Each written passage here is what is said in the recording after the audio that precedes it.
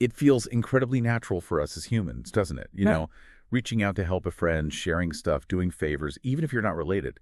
And that kind of back and forth over time, that reciprocal support, it's really the foundation of those long-term bonds, friendships. But here's the really surprising question, maybe. Does that kind of thing, that sustained cooperation with non-kin, does that actually happen in the animal world? And, I mean, if it does, how on earth do scientists even spot it? Because proving that kind of long-term reciprocal helping between non-relatives, that's been a huge challenge. Oh, absolutely. It's been challenging because, well, for so long, the main explanation for animal cooperation was all about kin selection. Helping family, basically. That makes perfect evolutionary sense, right? You're helping copies of your own genes indirectly. But showing consistent, costly help towards non-relatives, where the payback only comes, later through reciprocation, that takes a whole different level of evidence, often over really long timescales. Right. And that's exactly why our source material for this deep dive is, well, pretty significant. We're talking about a brand new study just out in the journal Nature, focusing on this really vibrant bird, the superb starling in East Africa. And this isn't just some quick look. This research covers an amazing 2 decades. 20 years. Yeah. 20 years of careful observation, looking at multiple generations of these birds. That time scale is absolutely key here. Absolutely. So our mission for this deep dive is clear. We're going to unpack what this huge 20-year study tells us about reciprocal helping and complex social relationships in these starlings. It really challenges some long-held ideas about how cooperation works in animals, pushing us beyond just, family ties. Okay, let's get into this study. Right. So the researchers, led by Alexis Earle and Professor Dustin Rubinstein, they spent from 2002 all the way to 2021 studying, well, thousands of interactions. This was within a population of these superb starlings living out on the East African savanna.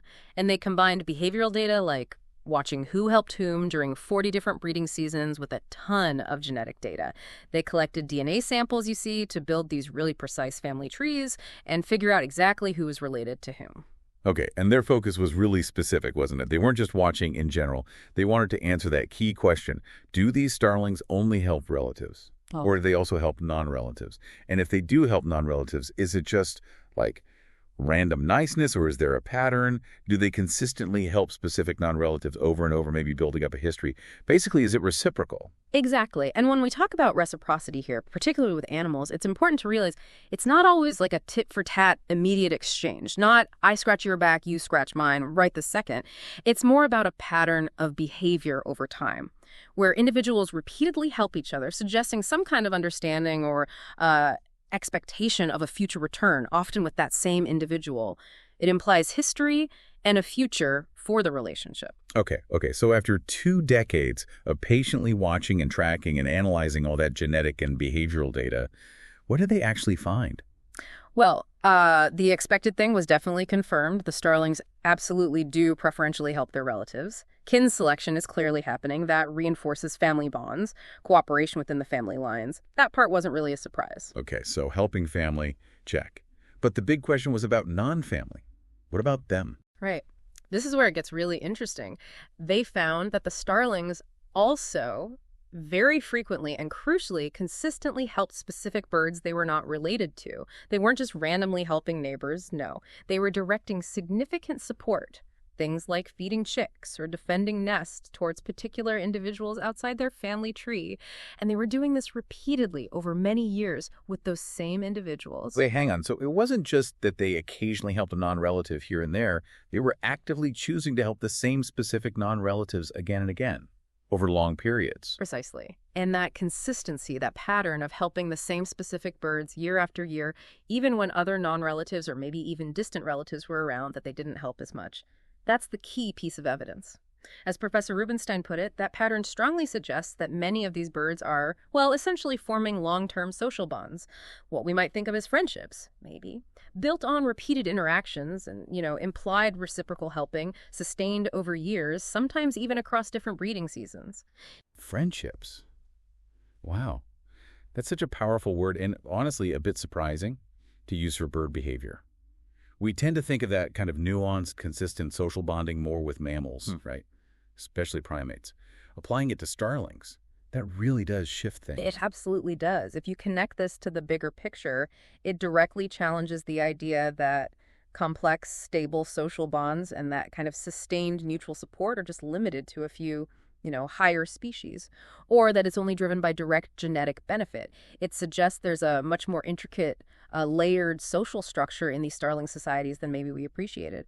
A mix of family cooperation and the significant long-term cooperative relationships outside of kinship, much like you see in human communities, actually. In this study, just because of its sheer length, 20 years watching individual birds, it really highlights the challenge scientists face in even seeing this kind of behavior elsewhere.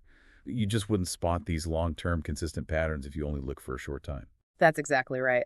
Which brings up a really important question.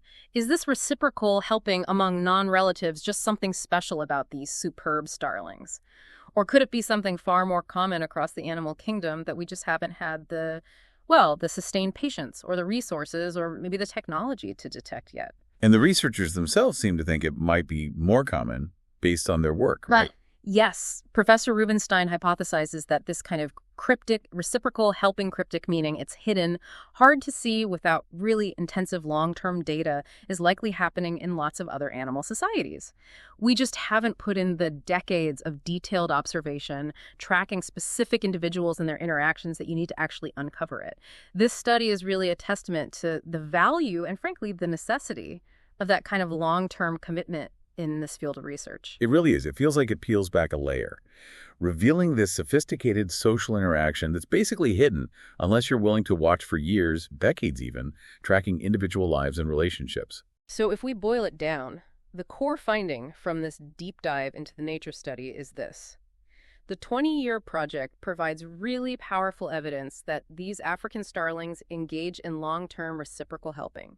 Specifically with individuals they aren't related to. They form stable social bonds, relationships you could almost call friendships, built on consistent mutual support over many years. It shows a social complexity that kind of mirrors how we form relationships. Right. And the big takeaway is that this goes way beyond just animals helping family, which we already understood pretty well. This is solid evidence of complex social bonding, mutual support with non-relatives.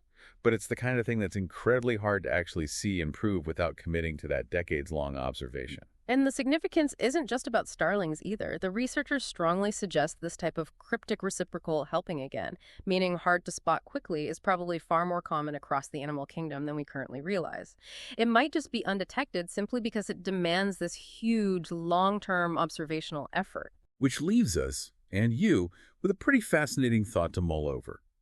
If birds, like starlings, which are relatively well studied, reveal these sophisticated long-term social bonds and reciprocal helping with non-relatives when you watch them meticulously for 2 decades, what other surprising layers of complexity might be out there, totally undetected, in the societies of the animals all around us? What does this discovery make you think about animal intelligence, their social structures, and maybe the potential depth of their relationships, especially when we start looking beyond short snapshots and focus on individual histories over time?